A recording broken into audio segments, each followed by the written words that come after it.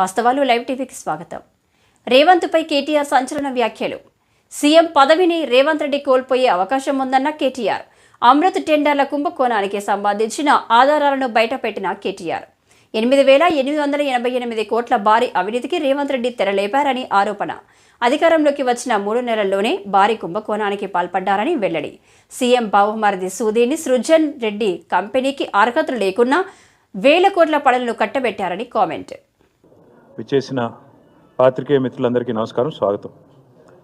వాళ్ళ తెలంగాణలో రేవంత్ రెడ్డి గారి సకుటుంబ సపరివార అవినీతి కథా సినిమా నడుస్తూ ఉంది, కథా చిత్రం నడుస్తూ ఉంది. ఒకటి కాదు, రెండు కాదు, చెబుతూ పోతే ఎన్ని వస్తున్నాయంటే కుంభకోణాలు ఒకటి తర్వాత ఒకటి. నేను వాటన్నిటి లోతుకు పోకుండా ఒకే ఒక్క కుంభకోణం 8,888 కోట్ల కుంభకోణం, 8,888 crores కుంభకోణం గురించి నేను మీ దృష్టికి, రాష్ట్ర ప్రజల దృష్టికి తీసుకొని వస్తూ ఉన్నాను. ఇవాళ రాష్ట్రంలో ముఖ్యమంత్రిగా రేవంత్ రెడ్డి గారు ఉన్నారు, మున్సిపల్ వ్యవహారాల మంత్రిగా కూడా రేవంత్ రెడ్డి గారే ఉన్నారు. పూర్తిగా పురపాలక శాఖ ఆయన ఆధీనంలో ఉన్నది.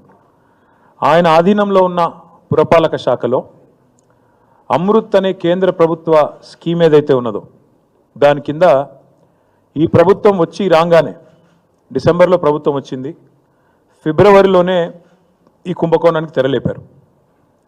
ఫిబ్రవరి మొదటి వారంలో 8,888 కోట్ల వివిధ మంచినీటి పథకాల కోసం పట్టణాల్లో, తెలంగాణలోని వివిధ మున్సిపల్ పట్టణాల్లో మరి టెండర్లు పిలిచారు. టెండర్లు పిలిచిన తర్వాత ఎట్లా అయిపోయిందంటే ఈరోజు రాష్ట్రంలో బావమరిది తమ్ముడికేమో అమృతం, తెలంగాణ ప్రజలకు మాత్రం విషం అన్నట్టుగా ఈ అమృత్ టెండర్ల వ్యవహారం కానీ రాష్ట్ర ప్రభుత్వం నిర్వాహకం కానీ తయారైంది.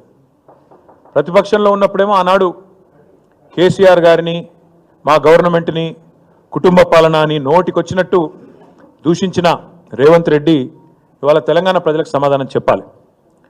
అమృత్ టెండర్లలో ముఖ్యమంత్రి కుటుంబ సభ్యులే భారీ అవినీతికి పాల్పడ్డారు. నా దగ్గర ఆధారాలు ఉన్నాయి, మీకు ఆధారాలు కూడా ఇప్పుడే మీ ముందే పెడతాను.